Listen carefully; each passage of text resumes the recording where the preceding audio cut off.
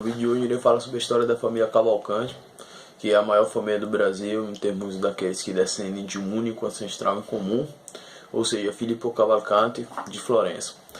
Bem, essa família é muito conhecida, muito importante para a história do Brasil, tanto é que deu nomes ilustres como Chico Buarque de Holanda, Geraldo Holanda Cavalcanti, Sérgio Buarque de Holanda, o próprio Aurélio, pai do dicionário Aurélio, ou então até mesmo personagens da cultura popular como Tom Cavalcante, Sérgio Malandro, dentre outros.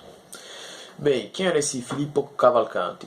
Filippo di Giovanni Cavalcanti era filho de Giovanni Cavalcanti e Ginevra Manelli, nasceu em Florença em 1525 e recebeu uma educação muito boa, embasada, sendo conhecedor das humanidades, do latim e da política. Dividiu sua vida entre Inglaterra e Florença. Seu pai trabalhou como banqueiro na corte de Henrique VIII, tanto é que foi até condecorado em seu brasão pelo próprio rei Henrique VIII. Isso demonstra a importância que eles tinham, que esse âmbito da família tinha, não só para o rei, mas também para a cidade de Florença. Porém, a família Cavalcanti tinha certo problema com a família Médici, que governava a cidade na época, e o Grande Ducado de Toscana, principalmente o ramo popular da família de Médici, que seria o representado por Cosimo de Médici, Grande Duque de Toscana, primeiro Grande Duque de Toscana. Bem, os problemas da família Cavalcanti com o Médici foram a raiz do motivo por qual Filippo se mudou para o Brasil.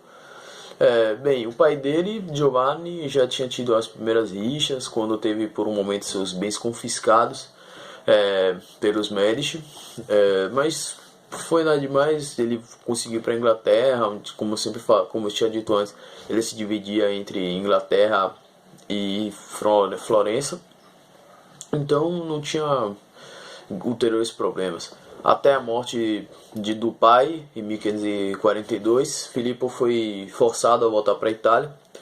Então ele começou a se engajar na conspiração contra a família Médici, a conspiração Pucci Cavalcanti, que envolvia muitos primos dele, irmãos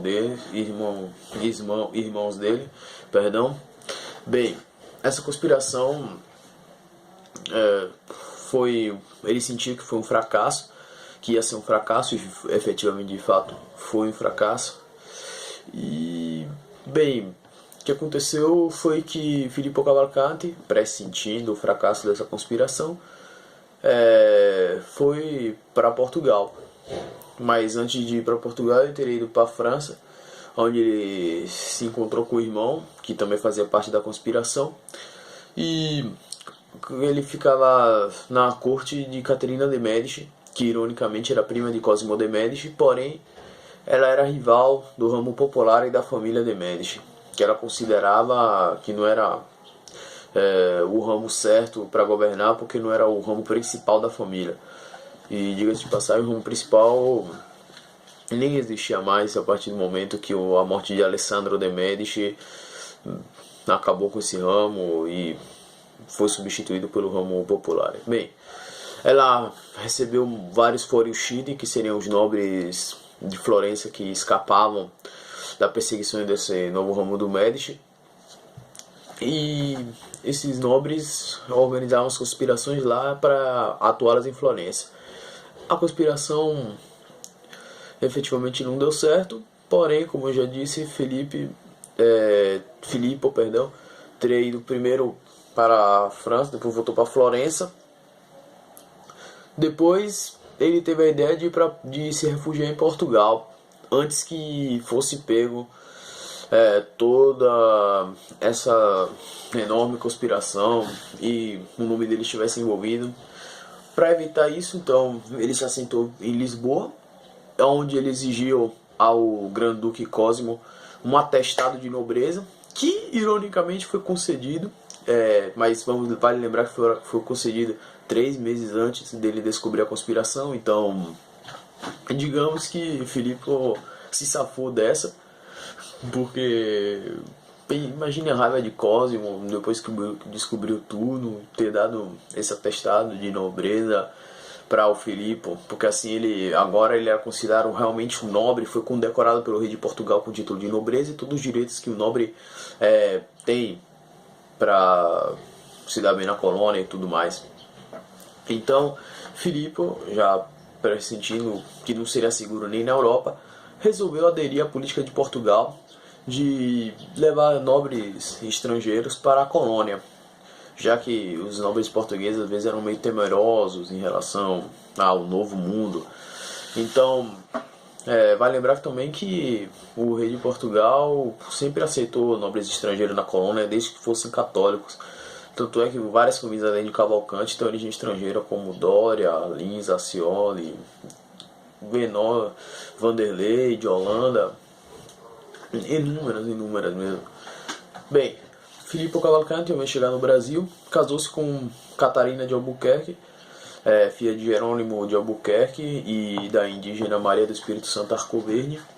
Vai lembrar que Jerônimo de Albuquerque, conhecido como Adão Pernambucano por ter 30 filhos, teria se casado com essa índia após ter sido salvo por ela, uma índia tabajara, vai lembrar que era filha do cacique local, após ter sido salvo por ela.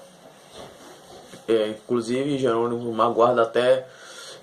guardava, né, no caso, um olho inválido devido a uma flechada que teria recebido. Tanto é que teria sido também chamado o Torto, mas pelos historiadores atualmente mais conhecido como o Adão Pernambucano, por conta disso. Bem, na região de Olinda, que foi onde Filipe Cavalcante se estabeleceu, ele viveu imensamente bem.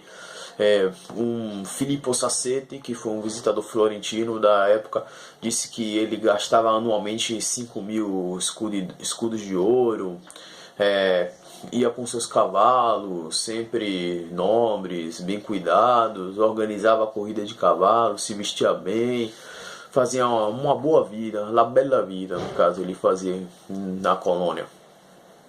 E deixou 11 filhos. A participação dele na colônia sempre foi marcada, às vezes, com contrastes com a igreja, porque ele teria sido denunciado 2 vezes ao Santo Ofício.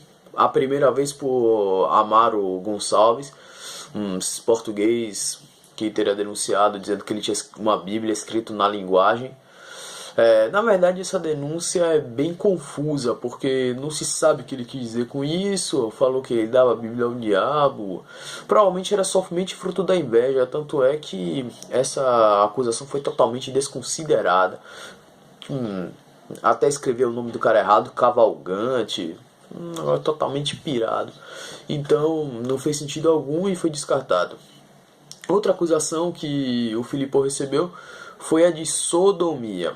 Essa de sodomia, ou seja, o Filipe Cavalcante tinha relações com um jovem, mas também foi descartada.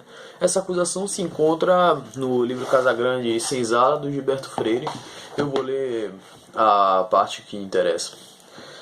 Acresce que o culto de Vênus Urânia trouxeram para o Brasil os primeiros colonos vindo da Europa, portugueses, espanhóis, italianos, judeus.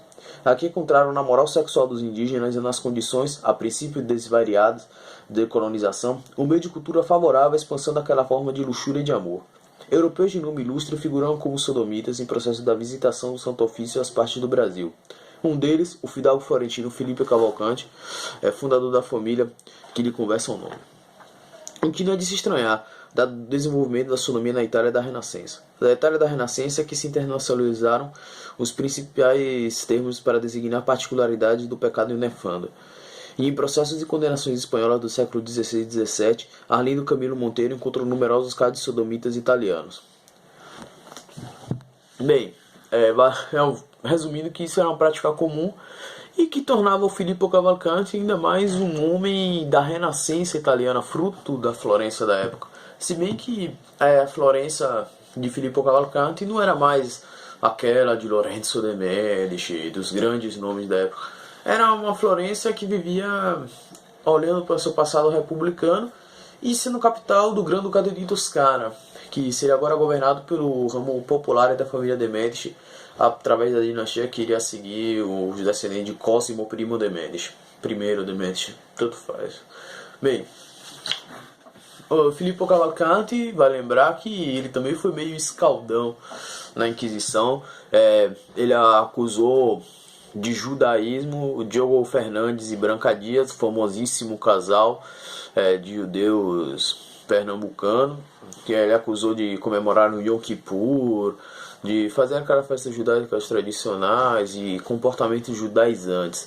Vai lembrar que isso era uma acusação normalíssima de se fazer, não era antissemitismo, era uma prática da época. Se você era judeu, você era denunciado no Santo Ofício. Tudo bem, todo mundo sabe que isso é errado, mas na mentalidade da época, se você fosse católico, era mais certo a se fazer. Então não podemos demonizar o personagem Filippo Cavalcanti por causa dessa acusação. Bem, isso é tudo, espero ter ajudado. Se alguém estivesse interessado na origem dessa família, do personagem que deu origem a essa família. E só obrigado pela audiência, até mais.